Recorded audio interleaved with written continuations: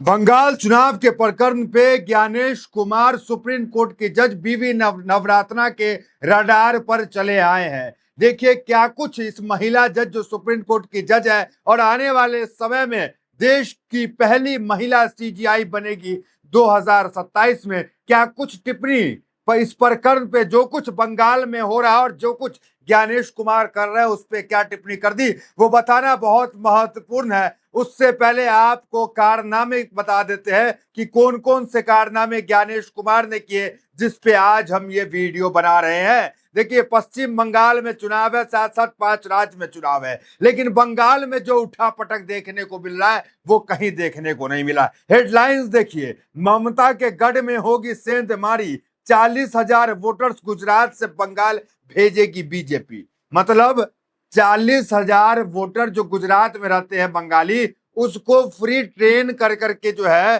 बंगाल भेजा जाएगा, वहां जो है वोटिंग कराने के लिए। विजुअल देख सकते हैं किस तरीके से आईटी टीम जो है तैयार कर ली गई है। क्या ये वोट चोरी नहीं है कि एक जो है सत्ता का दुरुपयोग करके, अगर रेल मंत्रालय आपके पास है, रेल मंत्री आपका है, तो आप ट्रेन फ्री कर देंगे, आप जो है कि जाइए और जाकर के वहां पे जो है वोट गिराइए। तो क्या ये वोट चोरी है कि नहीं? क्या इस पे चुनाव आयोग ने कोई कार्रवाई की? जो बीजेपी के प्रदेश अध्यक्ष ये कह रहे हैं गुजरात के कि 40,000 योजना बन रही है कि जो बंगाली यहाँ पे रह रहे हैं उसे भेजा जाए बंगाल में और बदलाव के लिए वोट करें। तो क्या ये वोट चोरी नहीं है? दूसरा दूसरा देखिए, सेक्टर ऑफिसर ज्ञानेश कुमार के अधिकारी बीजेपी के झंडा में डंडा लगा रहे हैं। क्या इस पे कोई कार्रवाई चुनाव आयोग ने किया अब तक? ये सेक्टर अधिकारी हैं, इनका नाम जो है वो है अतानु चक्रवर्ती। देख सकते हैं वीडियो में किस तरीके से बीजेपी के झंडे में डंडा लगाने का काम कर रहे हैं। क्या ये चुनाव अधिकारी का यही काम रह गया कि ये बीजेपी के झंडा में डंडा लगाए? एक जो कार्यकर्ता जो होता है वो भी आजकल जो है वो सिर्फ उसको बना करके दे दीजिए, झंडा तो झंडा उठा लेगा, लेकिन डंडा में झंडा लगाने का काम नहीं करेगा, उसके लिए मजदूर रखना पड़ता है। लेकिन ये ज्ञानेश कुमार के अधिकारी मजदूर लेवल का काम कर रहे हैं एक पार्टी के लिए और झंडा में डंडा लगा रहे हैं। क्या इस पे कोई कार्रवाई किया ज्ञानेश कुमार ने? ग्रोक से सवाल पूछा गया तो ग्रोक ने कहा कि no official action has been taken और announced by the election commission of India on Atanu Chakraborty as of now, a complain was filed today. तो आज एक कंप्लेन जो है वो किया गया, लेकिन इन पे कोई जो है ना तो सस्पेंशन का एक्शन न कोई अब तक आया है।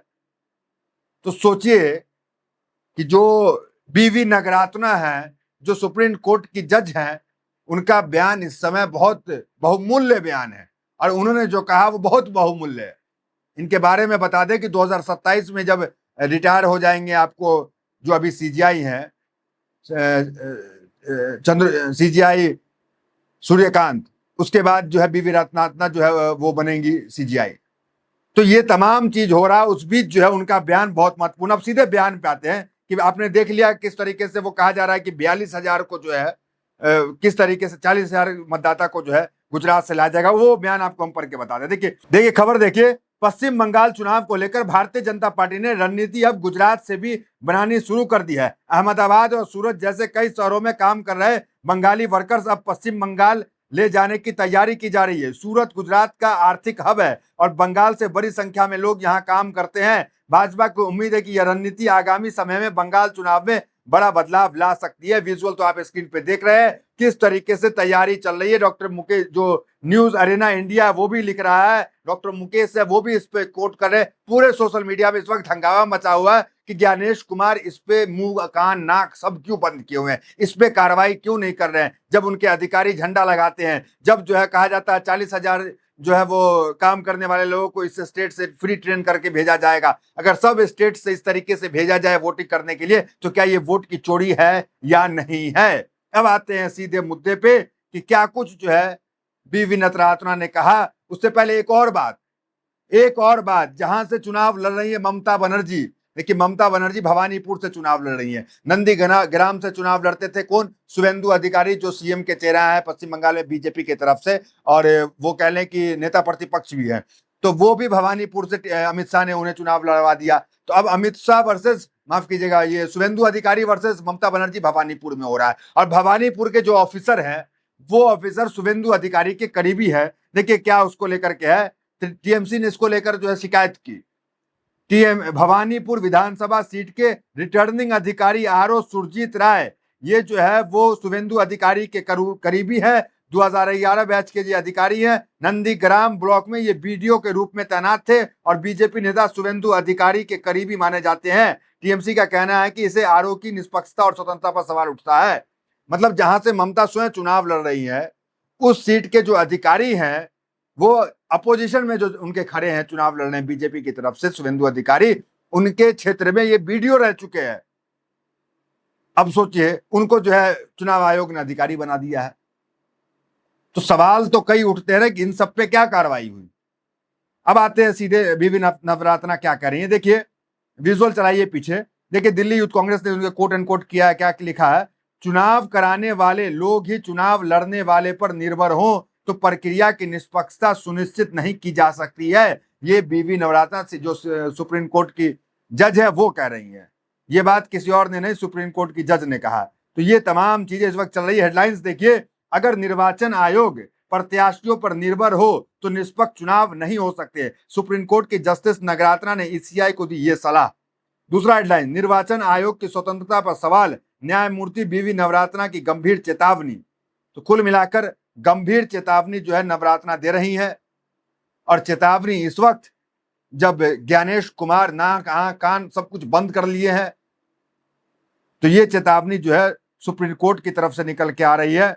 सुप्रीम कोर्ट की जो जज है बीवी नवरत्ना वो कह रही है। तीसरी देखिए क्या है, उन्होंने कहा बीवी नवरत्ना ने लोकतंत्र में संस्थागत मजबूती के महत्व पर जोर देते हुए सुप्रीम कोर्ट की जज जस्टिस बीवी नवरत्ना ने शनिवार को आगाह किया कि यदि चुनाव कराने वाली संस्थान उन लोगों पर निर्भर हो जो खुद चुनाव लड़ रहे हैं तो चुनावी प्रक्रिया की निष्पक्षता सुनिश्चित नहीं की जा सकती है। तो ये बड़ी बात जो है वो कह रही है। अब इनके बैकग्राउंड को बताते हैं कि ये कहां से आती हैं और क्या है, उसको जरा समझ लीजिए कि इस वक्त में, मौजूदा वक्त में, एक जज ने एक सवाल उठाया और इस दौर में जब कहा जाता है कि कोई सवाल नहीं उठा सकता है, वहां पे वो इनके बारे में समझ लीजिए। पृष्ठभूमि, इनके जो पैदाइश है वो 30 अक्टूबर 1962 में हुआ। शिक्षा जो है वो दिल्ली विश्वविद्यालय से एलएलबी की।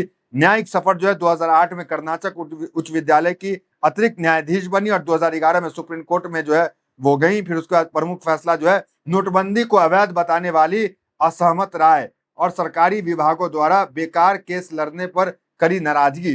तो ये जो है उस वक्त चर्चा में आई जब नोटबंदी पे इन्होंने सवाल किया और नोटबंदी को अवैध बताया और उसके बाद जो है सरकार द्वारा सरकारी विभागों द्वारा बेकार केस लड़ने पर कड़ी नाराजगी जताई थी। तो कुल मिलाकर 2027 में जो है ये वो जज है जो 2027 में जब सूर्यकांत रिटायर करेंगे तो ये सीजीआई बनेंगी और ये पहली महिला सीजीआई भारत की होने वाली है।